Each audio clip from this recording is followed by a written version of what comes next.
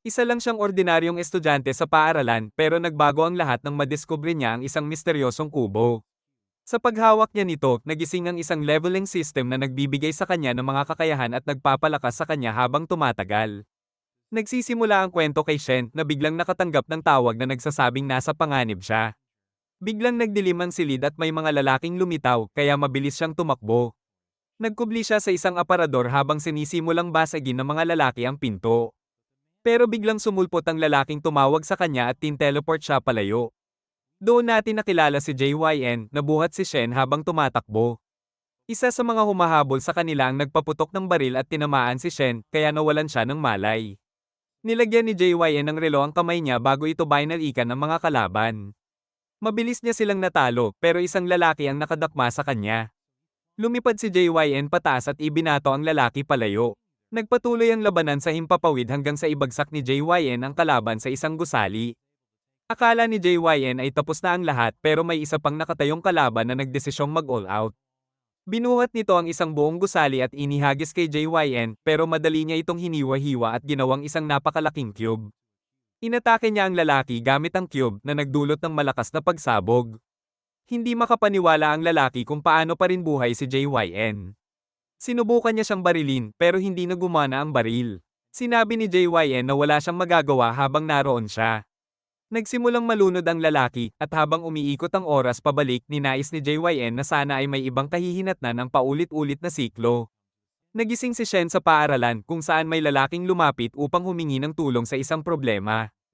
Tinulungan niya ito at pagkatapos ay pumunta siya sa isang club kasama ang mga kaibigan. Natalo siya sa laro at kailangan niyang sagutin ang punishment question. Tinanong siya kung sino ang gusto niya. Napansin nilang namumula si Wong kaya nagtanong sila kung iniisip ba nitong siya ang gusto ni Shen. Nahiya si Wong at ipinaliwanag na matagal na silang magkakilala ni Shen mula pagkabata pero tingin niya ay kaibigan lang talaga ang turing nito sa kanya. May isa pang lalaki na nagyabang na walang babaeng magkakagusto kay Wong dahil mas gwapo raw siya. Ngunit halatang hindi naniniwala ang iba. Pinilit nilang sagutin ni Shen ang tanong at nagulat ang lahat nang aminin niyang si Wong ang gusto niya.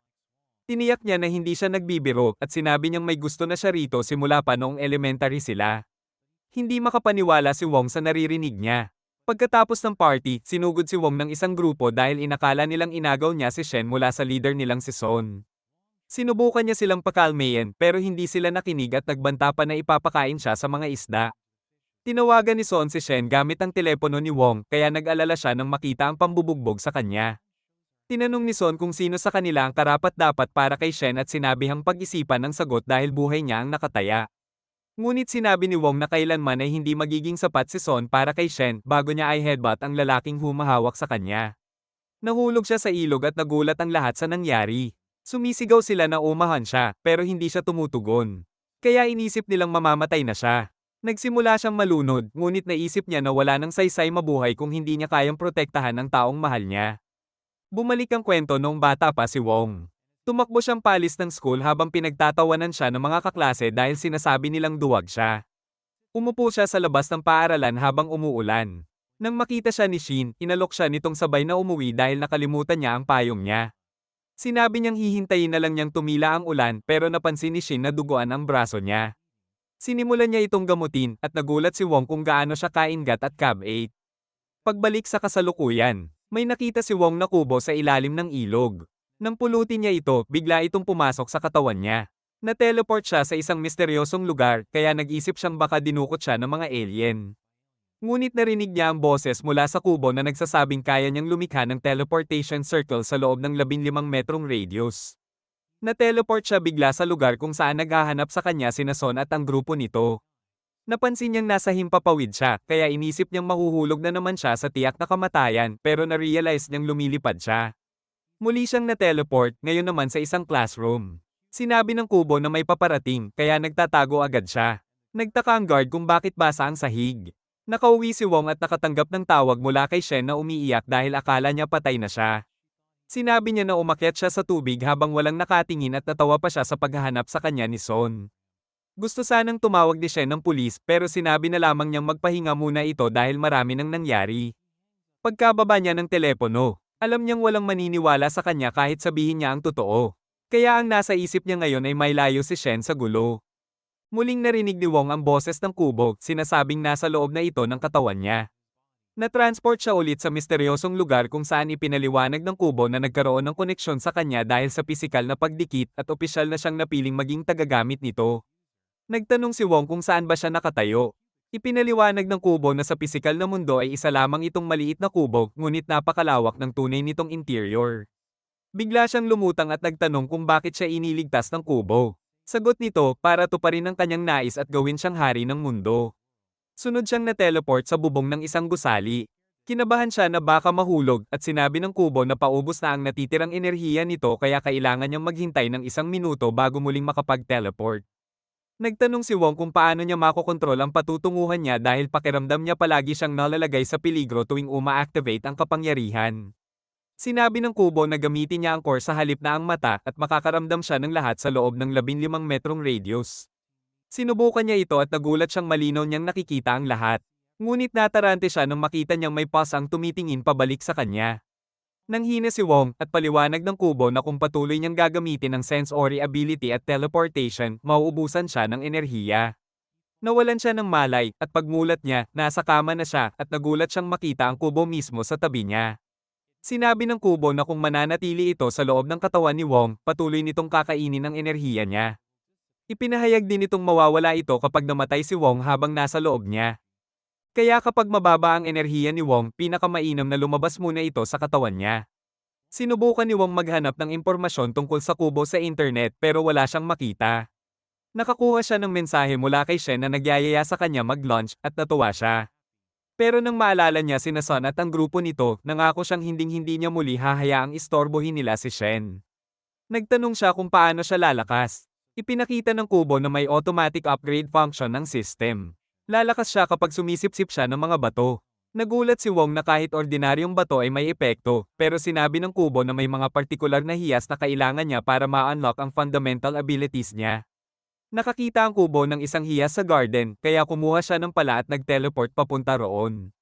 Sinabi niya sa kubo na wala siyang balak maging hari ng mundo, ang gusto niya lang ay protektahan si Shen.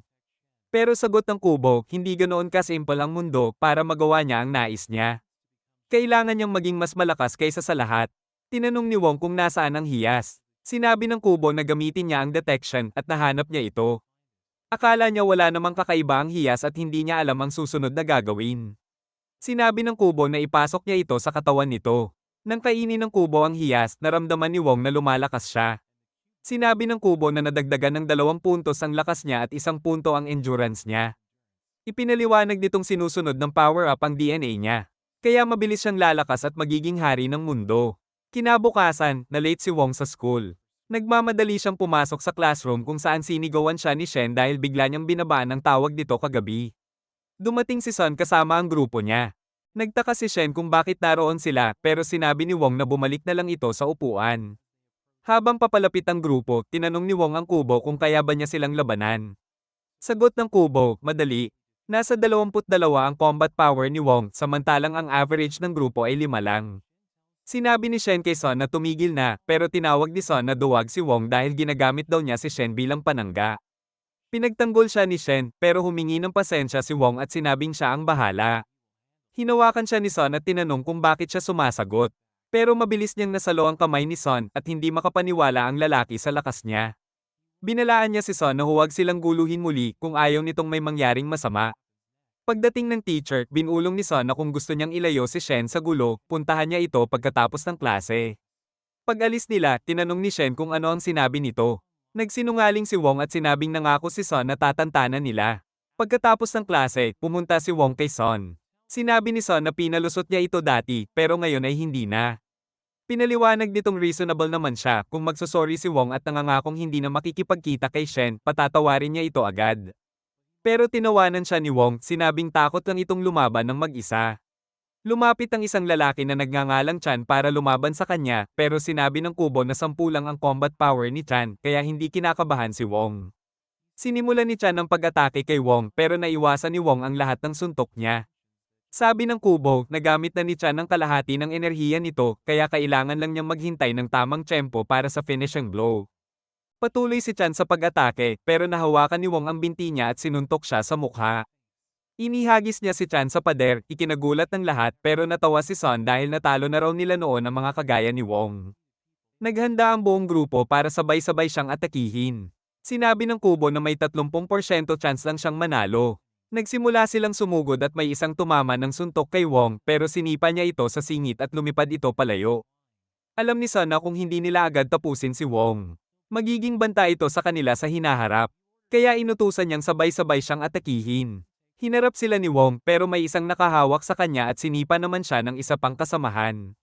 Bumangon siya at hirap na ipinagtanggol ang sarili pero nagawa niyang sunggaban ng isa at ihagis ito diretso kay Son.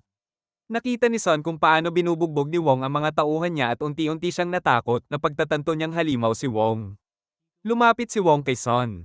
Sinabi ng kubo na kulang na siya sa enerhiya para lumaban. Pero alam ni Wong na kailangan niyang samantalahin ang pagkakataon para supulin si Son. Biglang dumating ang leader ng South City Gang na si Han. Nadismaya ito dahil hindi man lang natalo ng North City Gang ang iisang tao. Tinawag niyang baguhan si Son at sinabihang nakakahiya itong tawaging boss ng North City. Pinutol ni Wong ang usapan nila at sinabi niyang wala siyang pakialam sa laban nila pero hindi nila dapat idinadamay si Shen. Inutusan ni Han ang mga tauhan niyang umatake at sinabi ng kubo kay Wong na tumakbo dahil hindi niya kayang manalo sa harapang labanan. Habang papalapit ang mga ito, nag-teleport siya papunta sa main switch at pinatay ang ilaw. Ginamit niya ang dilim para lamang sa kanya ang bentahe. Nang may muling nagbukas ng ilaw, nagulat sila dahil tinalo na ni Wong ang lahat. Dumating ang school administrators kasama si Shen pero hirap silang buksan ang pinto. Sinubukan ni Son tumakas pero nag-teleport si Wong sa harap niya. Nakiusap si Son na patawarin siya, nangakong hindi na sila guguluhin. Tinanggap ito ni Wong pero sa kondisyon na aamin siya at magbabago. Pagkabukas ng pinto, nag-acting si Wong na para bang siya ang binubugbog ni Son. At sinabi ni Son sa mga administrator na nag-away sila ng grupo ni Han at nadamay lang si Wong. Pagkatapos nito, alam ni Wong na kailangan niyang sumipsip pa ng mas maraming hiyas para lumakas. Pumunta siya sa iba't ibang lugar sa syudad para maghanap pero karamihan ay napakamahal at hindi niya kayang bilhin. Kaya nagpunta siya sa wild area umaasang makakakita ng mga hiyas na walang may-ari. Nainis siya dahil karamihan ng napupulot niyang hiyas ay nasa mga lugar na hindi niya maabot. Pero sinabi ng kubo na nakakita ito ng isang underground area na may malakas na presence ng hiyas. Sinubukan niyang mag-teleport doon pero nabigo siya. Ipinaliwanag ng kubo na hindi siya maaaring mag-teleport sa isang espasyong lubusang selyado. Kailangan ng bitak na hindi bababa sa 1 cm. Gamit ang detection, hinanap niya ang bitak at nag-teleport papasok sa kuweba. Nagulat siya kung bakit basa ang paligid. Habang patuloy siyang naglalakad, natarante siya nang may makita siyang gumagalaw. Pero napagtanto niyang palaka lang pala. Sabi ng cube, nasa harap lang niya ang mga gemstone pero nagulat siya dahil dead end naman iyon. Bigla siyang nakaramdam ng hangin kaya naisip niyang may labasan sa paligid. Nakakita siya ng maliit na butas sa pader at ginamit iyon para mag-teleport sa kabila. Pagdating niya roon, muntik na siyang lumunin ng isang napakalaking ahas, pero nakateleport siya sa huling sandali. Napansin niya ang isang maliit na platform malapit sa mga gemstone, ngunit alam niyang kapag nag-teleport siya roon, diretso siyang mahuhulog. Kaya nagpa siya siyang bumaba at dahan-daang umakyat. Patuloy siyang hinahabol ng ahas. Paatake na ito nang muli siyang mag-teleport upang umiwas. Nagtali siya ng lubad sa isang bato at sinabi ng cube na may 12 gemstone sa paligid. Dahilan para maluha siya sa tuwa. Sinimulan niyang basagin ang mga ito pero may isang nahulog sa bangin. Ginamit niya ang detection para alamin kung ano ang nasa ibaba at doon siya nabigla, ang ahas ay nasa likuran niya. Pag-atake ng ahas, nadulas siya at nahulog mula sa bato. Tumalon din ang ahas para habulin siya pero ito ang tuluyang bumagsak sa tubig. Nasalo siya ng lubad, ngunit naputol din iyon at nahulog siya kasunod. Sinubukan niyang labanan ng ahas gamit ang pala, ngunit binalot siya nito. Tinangka niyang pumasok sa cube, ngunit sinabi nitong hindi siya maaaring pumasok ng may kasamang buhay na mas mabigat sa kalahati ng timbang niya. Sinaksak niya ang ahas gamit ang pala kaya nakawala siya at mabilis na pumasok sa cube. Inutusan niya itong i-absorb ang mga gemstone, ngunit sinabi ng cube na maaaring pagsamahin ang tigtatatlo upang makagawa ng mas mataas na level na gem. Ipinaliwanag nitong may 3 uri ng gemstone, ang basic na kaunting pag-angat lang ang binibigay at ang advanced na mas malaki ang epekto sa kanyang attributes. Nagpasya siyang gumawa ng advanced gems pero nabigla siya nang malamang aabutin ito ng 100 oras. May 11 gemstone siya kaya pinapili siyang siyam ang pagsamahin at ang dalawa ay diretsyong absorb. Sinunod niya ang payo ng cube at matapos ma-absorb ang dalawang gemstone, bumalik siya upang harapin ang ahas. Sa lakas ng bago niyang kakayahan, madali niya itong natalo. Samantala, nagiinom sina Son at Han sa isang bar. Sinabi ni Han na kailangan niyang maghiganti kay Wong, ngunit paalala ni Son na kahit magsanib puwersa sila, hindi nila ito kayang talunin. Kaya sinabi ni Han na hindi naman sila ang dapat humarap dito. Bumalik na raw si Lo. Inilahad niyang napaalis si Luo noon dahil kay JYN at plano nilang lokohin ito para si Wong ang patumbahin. Samantala, nagkita sina Wong at Shen. Napansin ni Shen na parang nagbago na siya. Hinawakan niya ang kamay nito at sinabing poprotektahan niya ito palagi, ngunit ayaw ni Shen na akuin niya ang lahat. Sagot niya na sabay nilang haharapin ang anumang problema. Maghapon silang magkasama at pagdating nila sa isang cafe, naglaro si Shen ng hulaan ng candy. Lagi niya itong nahuhulaan dahil ginagamit niya ang detection. Hindi ito maintindihan ni Shen, kaya ipinaliwanag niyang kapag may tinatago ito sa kamay, napapalapit ang siko nito sa katawan. Ngunit ramdam ni Shen na hindi pa rin niya sinasabi ang lahat. Bago sila umalis, inabot niya kay Shen ang gem na nakuha niya sa kuweba. Kinabukasan, nabahala si Wong dahil hindi sinasagot ni Shen ang mga tawag niya. Akala niya, baka napasarap lang ang tulog nito. Pero may narinig siyang mga tao na may masamang nangyari sa building kung saan siya nakatira. Kaya dali-dali siyang nagpunta roon. Pagdating niya, napansin niyang nilagyan na ng police line ang paligid. May isang babaeng nagsasabi sa mga pulis na nawawala si Shen at nakita rin niya si Son na palihim na nagmamasid. Sinundan niya ito hanggang sa isang eskinita. Sinuntok niya ang pader habang tinatakot ito, kaya napilitan si Son na sabihin ang lahat. Samantala, si Lo ay nagpapalo ng golf balls mula sa mukha ni Won. Galit siyang niloloko siya, pero gagamitin niya pa rin ang kahit anong pagkakataon para pabagsakin si JYN. Makikita rin siya ang dumukot kay Shen at tinatanong niya ito tungkol kay JYN, ngunit wala siyang ideya kung sino iyon. Hindi siya naniniwala dahil nilabanan pa ni JYN ang buong organisasyon ng mga extraordinary men para mailigtas siya noon. Tatamaan na sana niya ito pero pinigilan siya ng lalaking ang pangalan ay Yua. Dahil kahit hindi nito kilala si JYN, malinaw na mahalaga siya rito. Sinabi ni Lo na yun mismo ang dahilan kung bakit niya ginagamit si Shen bilang pain. Pero nagtataka si Yua kung bakit hindi pa dumarating si JYN para iligtas siya. Naisip niya ring baka alam ni Shen kung paano talunin si JYN. Idinagdag pa niyang kahit dumating si JYN, wala silang panalo laban dito. Binanggit ni Lo na sinanay siya ng maraming master, ngunit sagot ni Yua, hindi pa rin nila alam kung saan nanggagaling ang kapangyarihan ni JYN.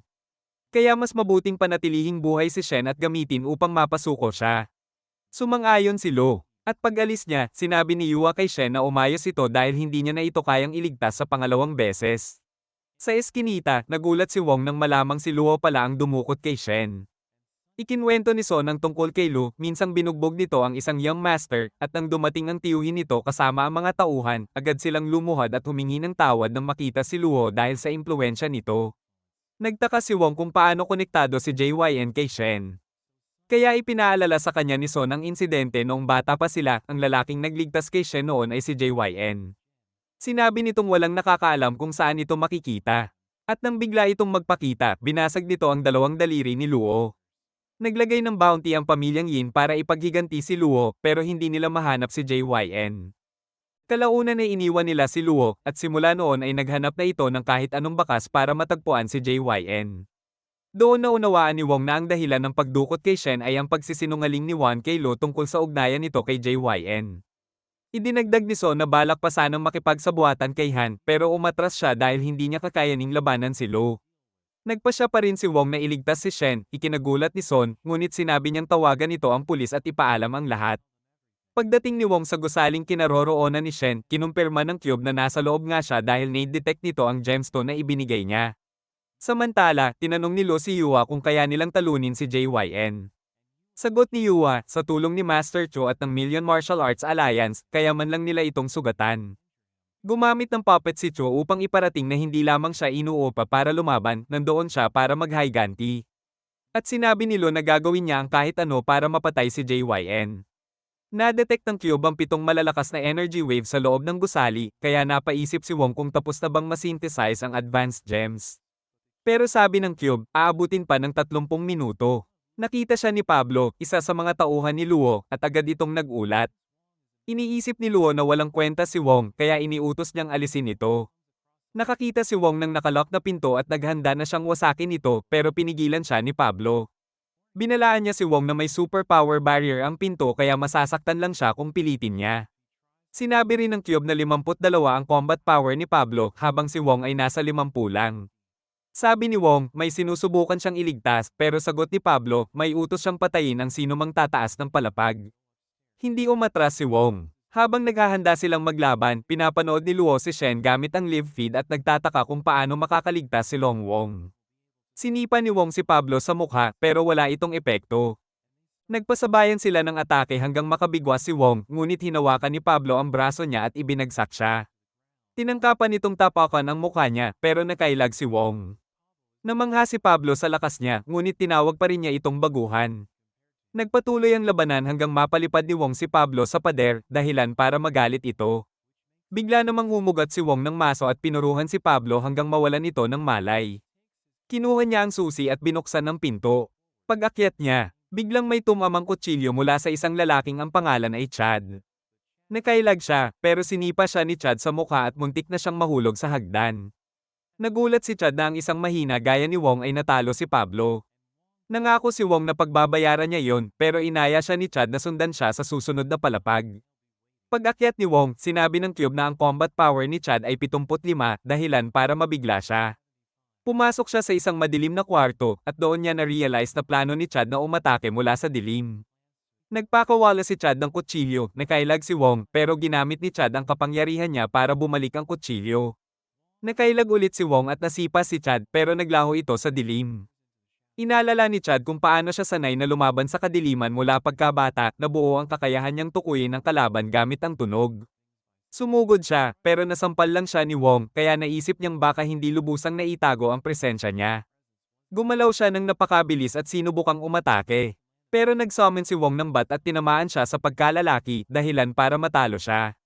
Samantala, ipinakita si Stone na nagsasabi kay Koi na natalo ni Wong si Chad.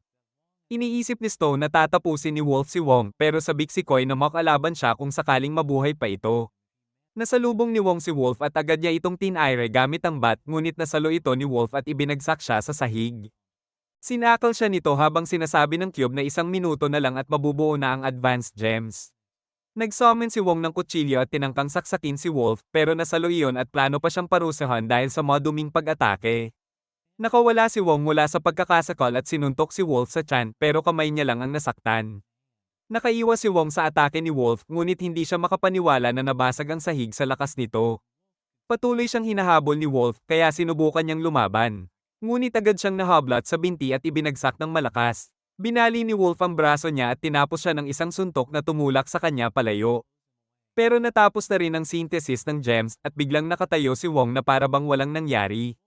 Namangha si Wolf na nakakatayo pa siya at sumugod ito muli. Bigla namang pinakawalan ni Wong ang sunod-sunod na suntok ngunit bigla siyang umubo ng dugo. Ipinaliwanag ng Cube na sinusubukan ng system na alisin ang toxin sa katawan niya. Ginamit ni Wolf ang pagkakataon para umatake ngunit naunahan siya ni Wong at napaluhod ito. Hindi makapaniwala si Wolf sa lakas ni Wong. Pinuna ni Wong na kanina'y nag-e-enjoy pa si Wolf ngunit ngayon siya naman ang babawi. Tinamaan niya si Wolf sa mukha, tumilapon ito palabas ng pinto at nawala ng malay. Nagngit-ngit si Lo dahil hindi kayang talunin ng tauhan niya ang isang tao lang ngunit tiniyak ni Yua na malapit nang matalo si Wong. Sinabi nito na may suot na restriction bracelet si Koi. At kapag inalis niya yon, mas mabuting lumabas na sila ng gusali. Hirap umakyat si Wong sa hagdan, iniisip kung gaano kalakas ang susunod na kalaban, ngunit hindi ito makalculate ng Cube. Tuloy lang siya sa paglakad, ngunit sinabi ng Cube na kalmayan niya ang sarili dahil sobrang taas ng psychological readings niya. Sagot ni Wong, kinakabahan siya dahil hindi niya alam ang lakas ng susunod na kalaban. Pag-akyat niya sa susunod na palapag, nadatnan niya sina Stone at Koi. Biglang gumamit si Koi ng device para i-scan siya at nagulat nang makita na hindi siya superhuman. Mas lalo siyang na-excite nang malaman niyang isa siyang body refiner at baka matulungan siya nitong mapahusay ang kakayahan niya. Nagpakilala siya at nakipagkamay pero bigla niya itong sinuntok. Sinuntok din siya ni Wong pabalik ngunit imbes na magalit, natuwa si Koi dahil ramdam niya kung gaano kapuro ang enerhiya nito. Inisip ni Wong na halatang may pagkasabik si Koi sa labanan kaya sinabihan niya itong lumayo. Ngunit pinakawalan nito ang sunod-sunod na suntok at sinipa siya hanggang sa mapadikit siya sa pader. Sinabi ni Stone na tanggapin niyang hindi niya kayang tapatan si Koi. Nagpa siya si Wong na lumaban ng seryoso at sinuntok ito sa mukha. Pero natuwa lang si Koi at humiling pa ng mas malakas. Sinipa niya si Wong at nang susugod na sana siya ulit pinigilan siya ni Stone at sinabihang kumalma.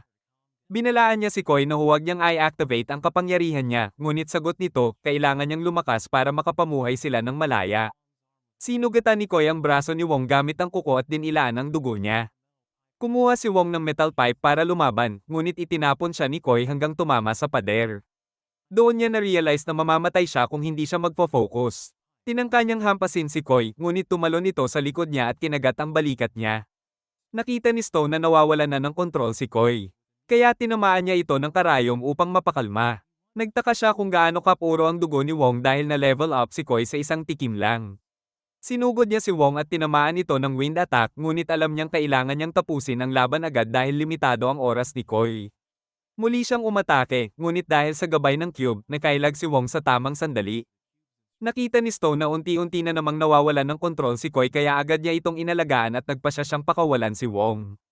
Nagduda si Wong kung inaamin ba ni Stone ang pagkatalo, pero sinabi ni Stone na hinding-hindi siya susuko dahil kabilang siya sa Million Alliance. Iniisip ni Wong na baka salakayin siya kapag nakarecover si Koi, kaya alam niyang hindi pa tapos ang laban nila. Napagtanto ni Stone na wala na siyang ibang magagawa. Inilabas niya ang million coin at gumawa ng blood oath. Kapag sinuwi niya ang salita niya, magiging abo siya. Pagkaalis ni Wong, sinabi ni Stone kay Misha na suspendido muna ang mission nila dahil may nangyari kay Koi, ngunit bigla silang inatake. Samantala, tinanong ni Lua kung saan pupunta si Cho at nagulat siya nang sabihin nitong natalo na ang lahat ng assassins. Agad inisip ni Lua na si JYN ang dumating, pero ayon kay Cho, nakahanap siya ng mas interesante pang target. Sinabi ni Yua na may truce na ang Million Alliance at si Wong kaya mas mabuting lumikas muna sila. Ngunit tumanggi si Lo. Habang papalayo si Chu, inalok siya ni Lo ng triple na bayad para patumbahin si Wong, ngunit agad siyang inatake ni Chu at sinabihang huwag siyang uutusan gamit ang pera. Nakatagos na si Wong papunta sa susunod na palapag. Akala niya dalawa pa ang kalaban niya dahil sinabi ng cube na may 7 tao sa gusali, ngunit biglang naglaho ang isa kaya iisa na lang ang natitira. Lumabas si Chu at nagpakilala. Nagulat si Wong nang sabihin ng cube na combat power na 7 si Chu. At mas nakakagulat pa na napakakomplikado ng loob ng puppet nito at may intermediate gem sa loob. Isang sipa pa lang ni Chu, tumilapon na si Wong. Hindi makapaniwala si Wong sa nangyari. Ayon kay Chu, tila itinadhana silang maging magkaribal, si Wong ay nakaasa sa brute strength habang siya naman sa technique. Nagpakawala si Wong ng mga bote, ngunit nabasag lahat iyon ni Chu bago pa tumama, saka muling sinipa si Wong. Sumugod si Wong ulit, ngunit naiwasan ni Chu ang bawat atake at paulit-ulit siyang tinatamaan. Naglabas si Wong ng buhangin at itinapon sa mga mata ni Chu. Kinuha ni Chu ang eye drops ngunit sinipa iyon ni Wong. Nagawa ni Wong na itulak siya palayo at nakuha nito ang eye drops bago muling inapply ng mabilis. Habang nagpapatuloy ang laban, ibinagsak ni Wong si Chu hanggang mabutas ang sahig, ngunit nang lumino muli ang paningin ni Chu, nilagay niya ang isang talisman sa dibdib ni Wong at pinasabog ito. Inatake niya si Wong gamit ang puppet na nagpapaputok ng energy blast, ngunit naiwasan lahat iyon ni Wong at nasipa pa ang puppet palayo. Lumitaw si Chu sa likod niya at sinuntok ang sikmura niya, dahilan para maduwal siya ng dugo, ngunit agad siyang nahawakan ni Wong sa buhok. Pilit na kumawala si Chu ngunit ginamit ni Wong ang buong lakas niya para tumbukin ito ng diretso, dahilan para tumilapon si Chu sa mga bar aisles. Akala ni Wong tapos na ang laban, ngunit muling tumayo si Chu. Namangha siya na naubos kaagad ang defensive talisman niya sa isang suntok. Pumuti ang buhok niya at sumabog ang mga talisman sa katawan niya habang sinasabi na sino mang makakita sa anyong iyon ay kailangang alisin. Mabilis siyang sumugod kay Wong at sinimulang bugbugin ito. Idinikit niya ang ilang talisman sa katawan ng kalaban at muli itong pinasabog, ngunit nagawa pa ring hindi mahulog ni Wong mula sa gusali. Inatake siya ni Chu gamit ang energy blast ng puppet at nang mahawakan iyon ni Wong. Ginamit ni Chu ang puppet para ipagpag siya sa paligid ng gusali at ibagsak direkta sa pader. Inactivate ni Chu ang mga talisman para pabigatin si Wong at binanggit niyang isa roon ay nagkakahalaga ng 700,000.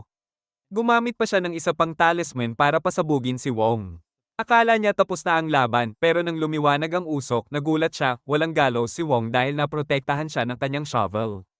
Nagsimulang mabaliw si Chu at pinaatake niya si Wong gamit ang puppet pero mabilis itong pinuruhan ni Wong.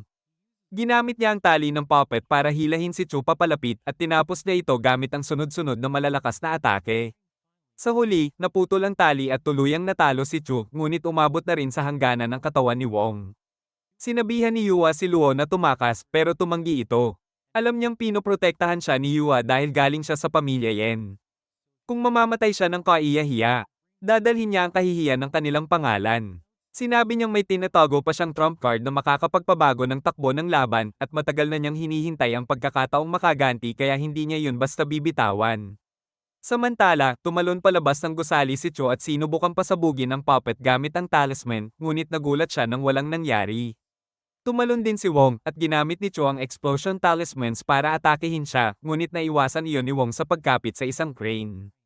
Bumangga siya sa poste at ginamit ni Cho ang mga talisman sa mga bumabagsak na debris para mag-levitate ang mga iyon.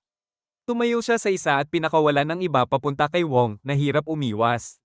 Dalawa ang sumabog at nakaligtas si Wong pero muling umatake si Cho at nadamay siya sa pagsabog. Agad siyang nakabawi at sinalubong si Cho ng mga kamaong nagliliyab. Bumagsak silang dalawa sa lupa at makikitang grabe na ang kondisyon ni Wong. Habang nililingan niya ang paligid, na-realize niyang nakatakas si Cho. Bumalik si Wong sa loob ng gusali at nadatnan si Wan na sinabi sa kanya kung nasaan si Shen. Pinalaya niya ito, ngunit sinabi ni Shen na dapat siyang tumakbo dahil may bomba ang upuan na sisabog kapag tumayo siya. Ikinulong sila ni Lo sa silid at inihayag nitong pinatibay iyon ng mga kapangyarihan ni Cho kaya sigurado siyang hindi sila makakanabas. Nilagay ni Wong ang bomba sa loob ng cube, ngunit nang sumabog ito, nasaktan pa rin siya. Nag-isip si Lua kung bakit walang narinig na pagsabog at nakita niyang buhay pa si Shen kaya agad niya itong binaril. Pagkaalis niya, nangako si Wong kay Shen na ililigtas niya ito, ngunit biglang dumating si JYN at kinuha si Shen, sabay sabing hindi nga mailigtas ni Wong ang sarili niya. Sinabi niyang wala pang alam si Wong tungkol sa mundo ng mga superhuman, kaya aayusin na niya ang sitwasyon dahil nangyari ang lahat dahil sa kanya. Pagkatapos noon, binalot ng kawalan ng pag-asa si Wong dahil nawala si Shen at hindi na tumutugon ang cube. Hindi niya alam kung paano niya ito mababawi at iniisip niyang napakahina pa niya. Biglang lumitaw ang isang babae at sinabing may impormasyon siya tungkol kay Luo, ngunit kailangan niyang sumama kung gusto niyang malaman ang lahat. Dinala siya ng babae sa isang cafe at tinanong siya kung bakit hindi ipinapakita sa publiko ang mga nilalang na paranormal. Akala ni Wong dahil mahusay silang mag-disguise. Pero sinabi ng babae na mayroong mga taong tinatago sila. Sinabi rin niyang matagal na niyang pinoprotektahan si Wong ng palihim, ngunit hindi siya naniwala. Tinanong niya kung bakit may tatlong lalaking nagbabantay sa kanya mula sa likuran. Inihanda na ng mga lalaki ang kanilang baril pero agad silang pinatigil ni Wong. Sinabi niyang pwede pa nilang ituloy ang usapan dahil interesado siya kay Luo. Kaya iniutos ng babae na umatras ang mga lalaki at doon nakita ni Wong ang ID niya. Napagtanto niyang Yuan ang pangalan niya at siya ang namamahala sa mga superhuman. Tinanong ni Wong kung ano ang kailangan nila sa kanya. Sinabi ni Yuan na kailangan nila ang tulong niya para tapusin ang 3 misyon at kapag natapos niya ang mga iyon, sasabihin niya kung saan matatagpuan si Luo. Nangako si Wong na tatapusin niya ang isa sa mga misyon pero dapat bigyan din siya ng impormasyon tungkol kay JYN. Pumayag si Yuan at sinabing deal na yon. Ibinigay niya ang misyon, maging bodyguard, at makakakuha siya ng 50,000 bilang gantimpala. Ngunit kailangan muna niyang pumasa sa isang assessment para malaman kung qualified siya. Pagkatapos noon, umalis si Yuan kasama ang mga tauhan niya. Hindi sigurado si Wong kung dapat ba niya itong pagkatiwalaan pero iniisip niyang hindi niya maliligtas si Shen kung hindi niya tatanggapin ang trabaho. Naniniwala siyang nagsisinungaling si Yuan pero alam niyang kaya nitong magbigay ng intel na kailangan niya. Makikita sina Yuan at Leyang at nagtataka si Leyang kung bakit nakipagdeal siya kay Wong gayong delikado ito. Ipinaliwanag ni Yuan na kailangan nilang mag-risk para makausad at sinabi niyang naimbestigahan na niya si Wong kaya alam niyang wala itong kasalanan. Makikita ang cube sa ibabaw ng kotse nila, nandoon pala si Wong, nakikinig sa usapan nila. Nagtataka si Leyang kung ibibigay talaga ni Yuan ng impormasyon tungkol kay Luo. Pero sinabi niyang sensitibo yon kaya hindi pwedeng ibigay kung kanino-kanino. Sinabi naman ni Yuan na hindi kailangan mag-alala dahil pwede lang nilang ibigay ang low-level intel dahil wala namang alam si Wong. Narealize ni Wong na plano nila siyang samantalahin pero alam niyang kailangan pa rin niyang makipagtulungan dahil sila lang ang may hawak ng impormasyong kailangan niya. Kinabukasan, dumating si Wong sa isang mansion kung saan naghahanda ang mga tao para sa assessment. Isang lalaking nagngangalang Zo ang bumati sa kanila at sinabing siya ang mamamahala sa test. Dinala niya sila sa isang silid kung saan susubukan ang kanilang discernment. Para itong kasino, bawat kandidato ay may 5 chips na panimula. Pwede silang maglaro ng kahit ano, pero bawal mandaya, mangagaw, o gumamit ng dahas. Kailangang makakuha ng 10 chips para pumasa. Akala ng lahat madali lang, pero isa-isang bumabagsak ang mga kandidato. Sabi ng isa, hindi daw mapagkakatiwalaan ang mga makina dahil malamang rigged ang mga ito.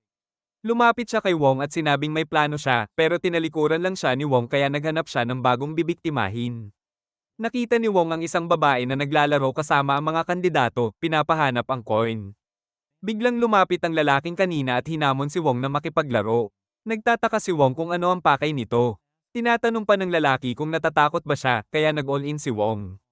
Sumunod din ang lalaki. Nagsimula ang laro habang inilalagay ng babae ang coin sa isa sa mga baso at ibinibilis ang pag-shuffle. Pagkatapos, sinabi niyang ilagay na ang kanilang taya. Pinili ng lalaki ang isa sa mga baso, ngunit ginamit ni Wong ang detection niya para hanapin ang coin at sinabi niyang nasa kanang kamay ng babae ito. Sinagot ng babae na walang laman ang kanang kamay niya. Pero alam ni Wong na inilipat niya iyon sa kabilang kamay. Sinabi niyang tigilan ang panlilinlang. Binati siya ng babae dahil siya ang nanalo. Hindi makapaniwala ang lalaki, iniisip niyang 2 coin ang ginamit at nagtago siya ng isa sa ilalim ng mesa. Sinuri ng lalaki ang mesa, pero ipinaliwanag ng babae na hindi rigged ang laro at iisang coin lang talaga ang ginamit niya. Pagkatapos noon, nalaman natin na tapos na ang assessment at pasado si Wong sa lahat ng tests, kaya sumama siya sa iba pang nakapasa. Binati sila ni Zhou at ipinakilala sa kanilang boss na si Pel. Sinabi ni Pel na nakuha nila ang pagkakataong maging bodyguard niya. Ipinahayag niyang may banquet sila ngayong gabi at kailangan nilang gawin ang lahat ng maayos dahil may bonus silang makukuha kung magaling ang performance nila. Inutusan niya si Zhou na ayusin ang lahat bago siya umalis. Sinabi naman ni Zhou sa lahat na bayad na sila ni Pal ng advance. Ibinunyag niya na ang daily wage ay 3 milyon at nagulat si Wong sa halagang iyon. Narealize ni Zhou na wala talagang alam si Wong tungkol sa setup ng trabaho at sinabi niyang kinumpirma na ng agent niyang si Yuan ang bayad. Ngunit alam ni Wong na 50,000 lang ang matatanggap niya para sa misyon kaya napagtanto niyang naloko siya. Sumakay si Wong sa kotse at binigyan siya ng isang babaeng nagngangalang Jasmine ng confidential info tungkol sa banquet. Inilahad niyang may 7 misyon doon. At isa sa mga ito ang auction kung saan gustong makuha ni Pia ang ancient mask.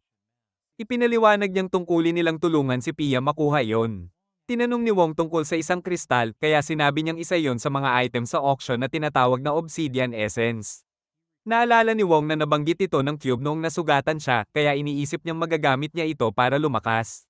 Sinabi ni Jasmine na kailangan niyang memorisahin ang lahat bago sila dumating. Naiisip ni Wong na gusto niyang makakuha ng mahalagang item sa banquet. Kinagabihan, nagtipon-tipon ng mga bisita para sa banquet. Sinabi ng host na si Dina lalahitin na nila ang opening speech at magsisimula agad sa auction. Bilang pampainit, ipinakita niya ang isang napakalaking buwaya. Nagulat ang mga bisita, pero sinabi ni Dean na hindi sila dapat matakot dahil protektado sila ng bulletproof glass. Inisip ng mga tao na masyadong nagmamadali ang host dahil nag-umpisa siya agad sa isang halimaw, pero sinigurado niya na marami pang nakahandang sorpresa.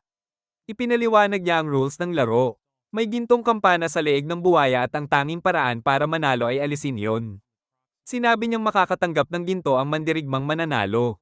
Ngunit kapag pumasok sila sa kulungan, hindi sila pwedeng lumabas hanggat hindi nila nakukuha ang kampana. Pumasok ang unang challenger at agad siyang sumugod, pero bigla siyang nilamon ng buo ng buwaya. Inakala ng mga bisita na mahina lang ang mandirigma, pero alam ni Wong na malakas ito, kaya naisip niyang na-modify ang halimaw kaya mas malakas pa sa ordinaryong buwaya. Itinaas niya ng 30% ang reward at nagtanong kung sino ang susunod na lalaban. Tumayo ang isang mandirigmang nagngangalang Howl at sinabing nakita na niya kung paano lumaban ang buwaya kaya alam niya kung paano ito talunin.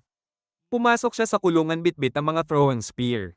Nagtaka si Wong kung bakit siya nag-volunteer. Napansin ng isang lalaki na hindi niya binasa ang kontrata, nakasaad doon na kapag walang nag-volunteer, pipili sila ng isang tao ng random para lumaban. Para kay Wong, napaka-absurdo nito, ngunit sinabi ng lalaki na iyon ang dahilan kung bakit binabayaran sila ng 3 milyon ngayong gabi. Hindi siya makapaniwalang pumayag siya sa trabahong ito kapalit lang ng 50,000. Pero nang makita niya ang overseer, kinabahan siya ng todo habang nakatitig ito sa kanya. Sinabihan siya ng kausap niya na huwag tumitig dahil miyembro iyon ng banquet committee at trabaho nitong panatilihin ang kaayusan. Napapansin ng mga bisita na maayos ang laban at ilang beses na niyang tinamaan ang crocodile. Lumalakas ang kumpiyansa niyang kaya niya itong talunin, kaya talon siya ng talon sa loob ng hawla habang iniiwasan ang mga atake nito. Pero para kay Wong, yari na siya dahil hindi tumatalab ang mga sibat niya at bigla rin siyang napatumba. Si Di ay natuwa sa takbo ng palabas at sinabi niyang lalong nagiging interesante ito. Ipinahayag niyang tumaas pa ang premyo ng dagdag na 30% at nagtanong kung sino kaya ang makakatalo sa halimaw. Isang lalaking nagngangalang Modi ang nagboluntaryo para lumaban para sa amo niyang si Samo, pero may isa pang nagngangalang Gold Poison na gusto ring sumali. Inihanda nila ang sarili para maglaban habang si Wong ay walang ideya sa nangyayari, kaya may isang babaeng nagpaliwanag sa kanya na kailangan nilang magpatayan para malaman kung sino ang papasok sa hawla. Iniisip ni Wong na kung manalo si Gold Poison, baka mapagod ito at hindi na kayanin ang halimaw. Pero may nagsabi na iba ang katawan ni Gold Poison. Nangako si Samo na gagantimpalaan niya si Modi kung manalo ito, pero bigla siyang sinunggaban ni Gold Poison at ininom ang dugo niya. Sinabi pa nito kay Samo na sa kanya na lang ibigay ang mga benepisyo dahil hindi na raw may enjoy ni Modi. Ipinaliwanag ng isang lalaki na lumalakas ang lakas ni Gold Poison depende sa lakas ng dugo ng taong iniinom niya, pero may kapalit itong pagiging mahina sa lamig at liwanag pag hamupa ang epekto. Pumasok si Gold Poison sa hawla at nagtanong ang mga bisita kung bakit wala siyang armas. Sagot niya, hindi niya ito kailangan. Tinawag siyang baliw, at habang naghahanda ang crocodile na kainin siya, bigla siyang tumalon sa ibabaw nito at pinugutan ng ulo. Kinuha niya ang kampana at sinabi pang binigyan niya ito ng awa dahil mabilis itong namatay. Binati siya ni Dee sa pagkapanalo. Pero nagtanong ang mga bisita kung tapos na ba ang palabas, kaya sinabi niyang kakapasimula pa lang ito at ipinakita ang susunod na halimaw, ang obra maestra ng kumpanya na pinagsama ang liksi ng pusa at lakas ng oso. Kinabahan si Wong habang pinagmamasdan ito at pakiramdam niya may masamang mangyayari. Ipinahayag ni Dee na sobrang malupit ang halimaw na iyon at pinapatay ang kahit sinong mapalapit dito. Tinanong niya kung may gustong sumubok lumaban at ipinakita ang premyo. Naramdaman ni Wong na may nagtatangkang manggulo sa mga organizer at iniisip niyang galing ito sa grupo nila. May isang mandirigmang sumubok lumaban, pero iniwasan ng halimaw ang atake nito at nagtangkang tumakas kaya nagtakbuhan ang lahat, iniisip na nasa panganib sila. Sinabi ni Dee na ligtas sila, pero nabasag ng halimaw ang salamin. Sinubukan pa ng mandirigma na atakihin ito pero napatay siya ng isang hampas. Kinuha ng halimaw ang espada at patuloy na inaatake ang salamin habang naaalala ni Wong na palihim na nagpakalat ng pulbos si Gold Poison bago lumaban sa crocodile, kaya iniisip niyang iyon ang dahilan kung bakit nagwawala ang halimaw. Nabasag ang salamin at sumugod ito kay Dee, pero nasalo siya ng overseer habang iniisip ni Pia kung ano ang nangyayari. Alam ni Wong na ang grupo nila ang sanhi ng kaguluhan at iniisip niyang pagkakataon na niya ito para kunin ang mga bagay na gusto niya. Kaya sinubukan niyang makalusot habang abala ang lahat. Pero may isang lalaking nagsabing bumalik sila sa kani-kanilang pwesto dahil ang mga order keeper ang baalang umasikaso sa halimaw. Isa sa kanila, si Shiman, ay sinapak ang halimaw at napabagsak ito sa isang tira lang. Sinabi nilang ayos na ang lahat at maresolba na ang problema. Napansin ni Wong na may nawawala sa grupo nila at makikita namang may dalawang gwardya na nag-iikot sa mansyon nang biglang mawala ng ilaw. Akala nila problema lang sa kuryente kaya nagsimula silang maglibot pero bigla silang inatake ni Mumo at nawala ng malay. Napansin niya ang isang surveillance camera kaya inactivate niya ang switch para i-jam ito bago siya nagtuloy papasok sa mas malalim na bahagi ng mansyon. Suot niya ang guantes na nagbibigay sa kanya ng access sa treasure vault. Pero bago pa siya makapasok may lalaking hamarang sa kanya. Sinubukan niya itong labanan gamit ang espada pero naharang nito ang mga atake niya at naputol pa ang takip ng ulo niya. May mga gwardyang dumating mula sa likod at mabilis niyang pinatumba ang mga ito, pero inatake siya ng lalaki mula sa likod at sinabihang bukas na bukas ang depensa niya. Bigla namang sumulpot si Wong, hinayla ang lalaki at pinatumba ito, sabay tawag na isa itong level C na walang kwenta. Nagduda si Mumu kung kalaban siya, pero sinabi ni Wong na bodyguard niya siya at alam niyang siya ang totoong employer at may lihim na misyon para makapasok sa mansyon. Tinanong niya kung paano niya nalaman. Kaya ipinaliwanag niyang nahalata niya iyon sa posisyon niya sa grupo dahil halatang pinoprotektahan siya ni Pia. Sinabi ni Mumu na sealed na ang lugar at darating ang mga order keeper sa loob ng 2 minuto kaya nagmamadali sila. Pagpasok nila sa vault, nagtataka si Mumu kung saan tinago ni Dee ang kanyang yaman. Sabi ni Wong, matutulungan niya siya, pero biglang dumating ang mga order keeper at nagsimulang magpaputok. Naghagis ng flash grenade ang pinuno nilang si Mai, pero na-deflect ito ni Wong at nabulag ang mga order keeper. Tumakbo siya kasama si Mumo, pero napalibutan sila at inatake ni Mai si Mumo habang sabay-sabay namang sinugod sina Wong at Shiman itinulak siya sa pader. Napatumba rin si Mumo at sinabi ni Wong na hindi patas dahil 3 laban sa 2. Naghanda na silang tapusin sila pero sinabi ni Wong na mamamatay silang lahat sabay pakitan ng granada. Naghanda sila para sa pagsabog pero laruan lang pala iyon at sinamantala ni Wong ang gulo para makatakas kasama si Mumo. Nagtago sila sa isang storage area at nagtanong si Mumo kung bakit hindi siya iniwan. Sagot ni Wong, kailangan pa niya ng impormasyon tungkol kina JYN at Luo. Alam niyang hindi sila maaaring manatili roon dahil mahahanap sila ng mga order keeper pero sinabi niyang may plano siya. Sa hallway, nagpakita si Wong sa mga order keeper at nagtanong ang mga ito kung bakit wala si Mumo. Sabi niya, mag-isa niyang haharapin ang mga ito dahil pabigat lang daw siya. Kaya nagpa siya si Suga na hanapin si Mumo. Naghanda sina Mai at Shiman para labanan si Wong pero biglang umatake si Mumo mula sa itaas at nakipaglaban kay Mai. Nang sasakupin na ni Mai si Mumo, sinapak ito ni Wong at napatumba. Nagpatuloy si Mumo at natalo niya si Mai. Binutis ni Wong ang pader at natagpuan nila ang mga kayamanan sa isang nakatagong silid kung saan nakita niya ang obsidian essence na hinahanap niya. Kinuha naman ni Mumo ang isang sinaunang scroll at gumamit sila ng elevator para makarating sa pinakailalim na palapag kung saan balak nilang tumakas sa sewer. Nang magkamalay ang mga order keeper, napagtanto ni Mai na naging pabigla-bigla siya, pero biglang dumating ang kanilang master at pinakain sila ng mga pil na dala niya. Samantala, may grupo ng mga gwardyang naghihintay na lumabas si Mumo sa elevator. Nagtaka si Wong kung bakit hindi sila dumiretso sa huling palapag, kaya ipinaliwanag niyang may kailangan pa siyang gawin bago sila umalis. Nakita niyang may kamera na nakatutok sa kanila, kaya inistorbo niya ang signal at sinabihan si Wong na lumayo. Pagbukas ng elevator, agad nagpaulan ng bala ang mga gwardya, pero mabilis niya silang pinutol gamit ang espada at sinabi kay Wong na kailangan nilang kumilos ng mabilis. Ipinakita niya ang floor plan at sinabi kung saan sila dapat dumaan bago ipaliwanag na makakatakas sila sa sewer kapag natapos na nila ang kailangan gawin. Habang tumatakbo sila sa palapag, nakakita sila ng bakas ng dugo na patungo sa isang pinto. Iniisip ni Wong na dapat nila itong iwasan, pero ginamit ni Mumo ang guantes para buksan iyon at sinabing may dapat siyang ayusin. Ipinakita niyang isang research lab iyon at nagtanong si Wong kung bakit dinala niya sila roon sa halip na tumakas. Sagot niya, gawin lang niya ang trabaho niya bilang bodyguard. Nakakita si Wong ng mga kakaibang nilalang sa loob at nagtanong kung bakit naroon ang mga iyon. Ipinahayag ni Mumo na sinusubukan ng mga mananaliksik na gumawa ng pinakamalakas na biological weapons. Para sa kanya, naniniwala ang mga siyentista na kaya nilang baguhin ang buhay, pero binabalewala nila ang panganib at mga nakatagong banta ng kanilang eksperimento, kaya tingin niya masama sila. May isang siyentipikong nakakita sa kanila, pero sinabi ng kasama niya na hinihintay na siya ng propesor at ibinalita niyang dumating na si Mumo. Inutusan ng propesor ang babae na ilipat ang set ng data niya sa computer. Tinanong ni Mumo ang propesor tungkol sa gene therapy drug na ipinangako niya sa kanya, pero pinaalala nito ang kasunduan nila, ibigay niya muna ang kayamanan mula sa vault bago niya makuha ang gamot.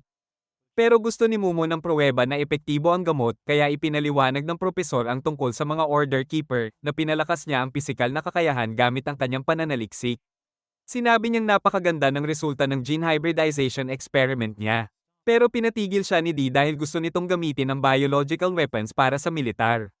Ipinahayag ng propesor na hindi niya gusto ang pag-aaral sa mga hayop kaya mas gusto niyang mag-eksperimento sa tao at para sa kanya, wala itong mali dahil kailangan ng sakripisyo para makamit ang dakilang resulta. Iniisip niyang malapit na niyang maresolba ang lahat ng biological genetic problems. Bigla siyang tinutukan ni Mumo at tinanong kung mayroon ba talaga siyang gamot na makakaligtas sa lolo niya. Pero sinabi ng propesor na wala siya nito at kailangan muna niya ang kayamanan para makakuha ng pondo para ipagpatuloy ang pananaliksik. Dahil dito, binugbog siya ni Mumo, sinasabing nararapat lang siyang mamatay. Nagtangkang tutukan ng baril ng assistant ang babae at sinabi nitong hindi kailanman mauunawaan ni Mumo ang maaaring maabot ng kanilang pananaliksik, pero agad niya itong pinatumba at sinabing questionable ang mga pamamaraan nila. Iniisip niyang pare-pareho lang sila ni Dee dahil mga halimaw silang lahat. Sinabi niyang hindi dapat umiiral ang laboratoryong iyon at inutusan si Wong na tulungan siyang wasakin ito. Pero bigla siyang naabsorb ng cube at nagtataka si Mumo kung saan siya napunta. Kaya nagpasya siyang ipagpatuloy ang misyon mag-isa. Nagsalita ang cube at sinabing matagal na mula nang huli silang nag-usap. Ipinaliwanag nitong na-reboot ang system matapos ang upgrade dahil inabsorb niya ang obsidian essence na nagpa-improve din ng lahat ng kakayahan ni Wong. Pinalaya ni Mumo ang mga nilalang sa loob ng lab at makikitang hinahanap siya ng mga order keeper. Pero bigla silang inatake ng mga lumilipad na halimaw. Gumamit si Suga ng apoy para sunugin ang mga ito at alam ni Mai na galing ang mga iyon sa laboratorio. Nagtataka kung paano nakatakas. Sinabi ni Suga na siya ang mangganguna, pero biglang may halimaw na lumitaw sa taas niya at kinain siya ng buo. Nagpaputok ang mga gwardya, pero sinugod sila ng halimaw at muntik ng kainin ang isa sa kanila. Hinayla ito ni May palayo at nagawa ni Shima na patayin ang halimaw. Samantala, tumatakbo si Mumo sa paligid ng pasilidad, pero nagulat siyang dead end pala iyon at naabutan siya ng mga order keeper. Inatake siya ni May gamit ang letigo, pero nagawa niyang lumapit kaya itinulak siya ni May at ginamit ang letigo para i-paralyze siya. Tinilapon siya nito at ipinaliwanag na hindi sila pwedeng umalis dahil nakain nila ang pills. Ibinunyag niyang kanidnap sila ng propesor noong bata pa sila at ginawa silang test subjects, kaya pinagdaanan nila ang matinding hirap para mabuhay. Pero sinabi ni Mumu na masama sila dahil pumatay na sila ng napakaraming tao gamit ang kanilang mga kapangyarihan, kaya nararapat lang silang mamatay. Naghanda si Shiman para tapusin siya, pero bigla siyang napatumba at laking gulat ng lahat nang makita si Wong na naisip niyang umabot siya sa tamang oras. Sinabi ni Mumu na muntik na siyang mamatay, pero napansin ni May na may mga halimaw sa likuran nila kaya kinuha ni Wong si Mumu at nag-teleport sila. Nakalabas sila hanggang sewer at nagtataka si Mumu kung ano ang ginawa niya. Pero sabi ni Wong, sikreto ng kalakalan yon. Isinuot niya ang kanyang diving equipment at naghanda para tumakas, pero biglang lumitaw ang master ng mga order keeper. Sinabi ng Cube na napakataas ng combat power nito. Nakilala ni Mumu na isa siyang assassin na ang pangalan ay Laika, at nagtataka si Wong kung bakit hindi niya nadama ang presensya nito. Ipinaliwanag ng Cube na dahil masyado itong malakas kumpara sa kanya. Sinabi ni Laika na aalis sana siya papunta sa ibang bansa, pero nang malaman niya ang plano ni Mumu, nagpasya siyang manatili. Naiinis siya dahil mahina raw sila. Inalok niyang gagawin niyang tauhan si Mumo, pero pinigilan siya ni Wong at sinubukang saksakin ang braso niya, ngunit parang bakal iyon. Nagbago iyon ng anyo at naging palakol, at ginamit ito ni Laika para atakihin si Wong, na hirap depensahan ang sarili. Inatake siya ni Mumu mula sa likod pero walang epekto at napansin niyang kaya nitong baluktutin ang mga kasukasuan ng braso nito paatros. Nakagawa si Wong ng isang sipa pero hinawakan ni Laika ang binti niya at ibinagsak siya sa lupa. Sumubok si Mumu ng isa pang atake pero naiwasan yon, kaya sinamantala ni Wong ang pagkakataon at tinamaan niya si Laika, nagawan pang magasgasan ng mukha nito. Inamin ni Laika na naniwala siyang mahina sila at gustong gamitin ni Wong ang bago niyang skill para ilipat ang gem energy sa sandata niya. Pero sinabi ng Cube na maaaring sumabog ang kutsilyo kapag pumalya at hindi magiging available ang iba pang function ng system habang ginagawa ito. Pero nagpasya pa rin siyang ituloy. Biglang nakatama si Laika kay Wong kaya napaduwal ito ng dugo. Agad na tumakbo si Mumo para tulungan siya pero mabilis siyang na-disarm ni Laika at pinabagsak. Nagtataka si Wong kung bakit hindi niya magamit ang mga teknik niya laban kay Laika. Naglabas siya ng granada at inihagis ito, sumabog iyon sa kamay ni Laika at sinubukan nilang tumakas. Pero agad silang naabutan. Tinangka niyang pigilan si Laika pero muli siyang madaling pinatumba at itinapon si Mumu palayo. Tumayo ulit si Wong kaya pinagpapatuloy siyang bugbugin ni Laika habang sinasabihan siyang sumuko na. Tinanong niya ang system kung tapos na ang merge pero sabi nito kailangan pa ng mahigit 1 minuto. Sinimulang sakali ni Laika si Wong at tinakot siyang pagpuputol-putulin ang katawan niya, pero biglang sinaksak ni Mumu si Laika mula sa likod. Inakala niyang tapos na ang laban kaya dali-dali siyang lumapit kay Wong. Pero sinabi ng Cube na buhay pa si Laika kaya nagbabala si Wong na umiwas. Umatake si Laika kay Mumu kaya tumalon siya palayo, pero tinamaan siya ng skill ni Laika. Sinabi nitong pinalakas ng droga at teknolohiya ang mga order keeper kaya hindi uubra ang mga sneak attack sa kanila. Kinuha niya ang espada ni Mumo at napansing isa itong B-rank artifact saka sinabi niyang gagamitin niya ito para tapusin siya. Biglang sinabi ng Cube kay Wong na kumpleto na ang merge at ang kutsilyo niya ay nag-evolve sa isang rare weapon na may ice attribute. Kaya inakala niyang may pag-asa na siya.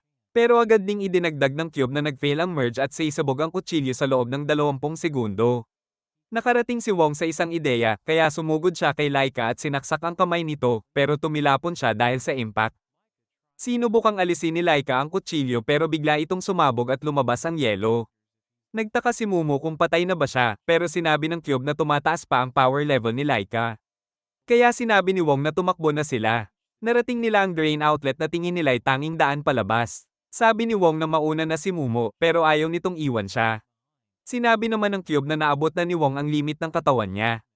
Tinulak niya si Mumu pababa habang nakitang sumasalakay na si Laika. Ramdam niyang galit na galit ito. Ayon sa Cube, lalo pang tumataas ang kapangyarihan ni Laika at inisip ni Wong na tapos na siya habang winawasak ni Laika ang lahat sa daraanan niya. Pero nang hamupa ang alikabok, makikita si Laika na inis dahil nasayang ang transformation technique niya kay Wong at nagtatakang paano ito nakatakas. Doon nalaman na nakaligtas siya sa pamamagitan ng pagpasok sa cube na iniwan niya sa likod ni Mumo. Kinabukasan, naglalakad si Wong papuntang eskwela at iniisip na hindi pa rin niya nakukuha ang impormasyong kailangan niya.